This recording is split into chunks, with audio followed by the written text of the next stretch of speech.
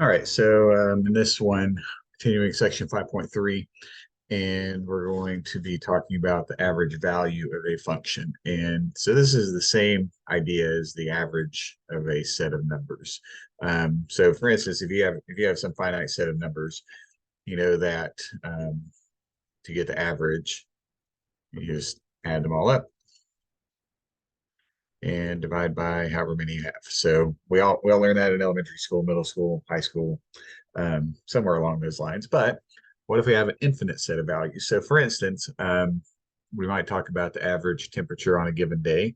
Well, how frequently do you want to take the temperature to get the average? Obviously, um, it could be fluctuating from any given moment to moment, any millisecond to millisecond, or however often frequently you want to measure the temperature. So we're going to show how this is related to the interval. So we can um, divide into n subintervals and think back to when we were learning about antiderivatives and, well, not kind of before antiderivatives, but talking about area under the curve. Divide into n subintervals, and let's say we're on the closed interval a to b, and we can get our delta x. Delta x would be b minus a over n. So that's how wide are these intervals going to be. And then we could get the average of these intervals. So the y values, f of x1, f of x2, and so on. Then we would just divide those by however many subintervals we have. So similar idea here. Now, the hope is, or the goal is to get this average value as close as possible. And if you remember from when we were talking about the area, we need to let n go to infinity. And so what we're going to do is let's rearrange this formula and solve it for n. So n would equal b minus a over delta x. And so when we plug this in for n, so we could write f of x1 plus dot dot dot plus f of xn, and that is over b minus a over delta x. And so let's flip this around. I have a complex fraction here. And so it'll be delta x over b minus a, and then times the sum of the y values at the right endpoint. So this one is the right endpoint, but that doesn't matter too much as far as what we're trying to see here. So then we can distribute the delta x if we like, and so we have one over b minus a. We'll have delta x times f of x minus or x1 plus dot dot dot delta x times f of x n. And so then let's take the limit as n goes to infinity. And what does that look like? So that should look like the Riemann sum that we've talked about, um, with the addition of this b minus a, 1 over b minus a. And so let's pull this out.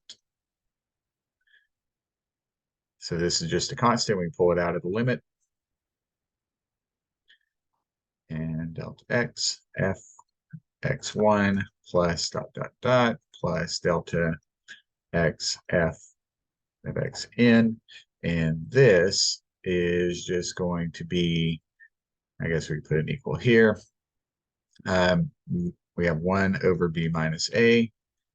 And then this part, the limit part, is just the integral from a to b of f of x dx. And so to get the average value, we are just going to integrate over the interval and then divide by 1 over b minus a, as the case is. All right, so let's see how this looks. in practice. So find the average value of the function f of x equals 1 plus x squared on the interval -1 to 2. So we have, this is our a, this is our b. So average value is going to be 1 over 2 minus -1, and then the integral from -1 to 2 of 1 plus x squared dx. And so this is just 1/3. Find the antiderivative of 1 plus x squared. That's x plus 1/3 x cubed to the -1, or sorry, -1 up to 2. And then we'll evaluate this at the limits of integration. And so we have 2 plus 1/3 times 2 cubed, and then minus -1 plus 1/3 times -1 cubed, and plug that in the calculator, and we get that this is 2. So the average value is 2. All right, so very straightforward. As long as you know how to find the antiderivative, and then the main part that you may miss, and this is more just a oversight than anything else, typically is sometimes students will forget to do this part. So you do the integration, but then you forget to multiply by 1/3. So just make sure, and this is one of those places where it pays to be careful. So you don't want to do too much, usually from step to step. But you also want to make sure that you are writing the things that you need to write. So don't just do this and then try to remember to multiply by 1/3 at the end. Just try to do it the right way all the way down. All right, so the last example, the temperature in Mexico City T hours after midnight during a day in April was modeled by this function. Find the average temperature during the day from 8 a.m. to 6 p.m. And so T is measured hours after midnight. So this would be 8 hours after midnight. So A equals 8. And then 6 p.m. would be 18 hours after midnight. So B would be 18. So the average value, we could throw in a T there. Actually, I guess it'd be capital T, but let's just leave it at average value. Average value, so we're going to have 1 over 18 minus 8, and then we're going to integrate from 8 to 18 and put our function in here. And this is going to give us some not so pleasant numbers to write. So I may not write these in the simplest fraction, but so we have calculators for. So this would be 1/10, and let's integrate this, and we'll just do this unsimplified using the power rule. So this would be -0.017 over the new exponent 4, and then t to the 4th, plus 0.53 over 3 t cubed minus 2.9 over 2 t squared plus 65 t. Limits of integration, and then we're just going to evaluate carefully. Evaluate this. And let's see. So when we plug in the 18, and I'm not going to write this out term by term. I don't have enough space, first of all, but you can do that, and you should get 1284.372. Plug in 8 into each of these, and we're going to subtract it. And when you plug in the 8, you should get 500.245, and then simplify this, and we should get the average temperature is 78.4 degrees Fahrenheit.